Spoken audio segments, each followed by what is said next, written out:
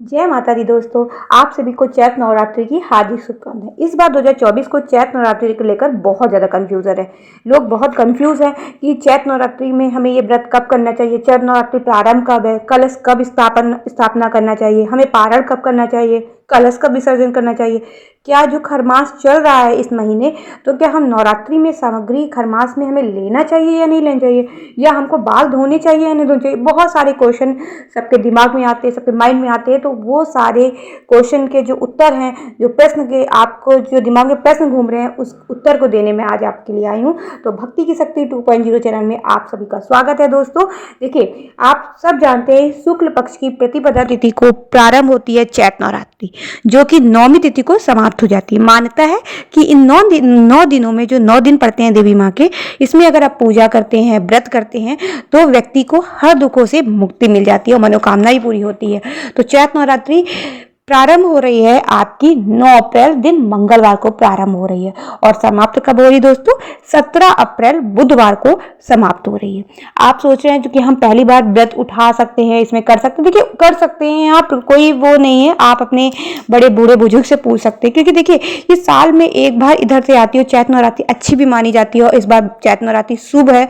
तो आप चाहे तो खरमास में, इधर खरमास का अगर आप मान्यता से चैत नवरात्रि उठाना चाहते हैं तो आप मत उठाइए, लेकिन अगर मान्यता नहीं आप उठाना चाहते हैं तो आप चैत नवरात्रि उठा सकते हैं। तो 9 अप्रैल 2024 को प्रतिपदा तिथि में आपकी सुबह 6:02 से 10:16 पर दोस्तों कलश स्थापना का मुहूर्त है, और जो अभिजीत मुहूर्त है वो है 11:57 से 12:48 तक। अभिजीत मुहूर्त में आप कलश स्थापना कर सकते हैं। आप कोई भी मुहूर्त में स्थापना कर सकते हैं। वैसे जो होता है, लोग सुबह उठ के नहा धो के स्नान आदि करके हम कलश स्थापना कर देते हैं। इतनी देर तक नहीं रुक सकते हैं, क्योंकि अब ये रहता है कि मतलब अपने घर में सबको टिफिन बनाना रहता है, ऑफिस भेजना रहता है। तो हम लोग जल्दी से कलश स्थापना दो पति पत्नी बैठ के 6 बजे कर सकते हैं।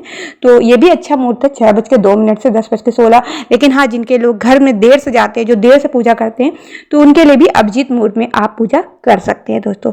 देखिए, अष्टमी जो पड़ रही है वो है 16 अप्रैल 2024 मंगलवार को आपकी अष्टमी पड़ रही है।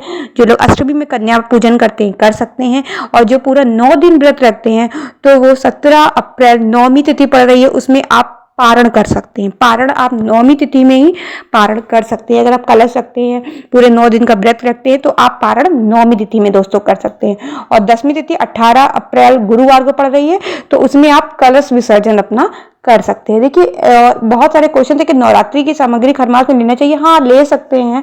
आप पहले से खरीद के रख के आप कर सकते हैं। देखिए, नवरात्रि में बाल धोने का क्या विशेष महत्व है?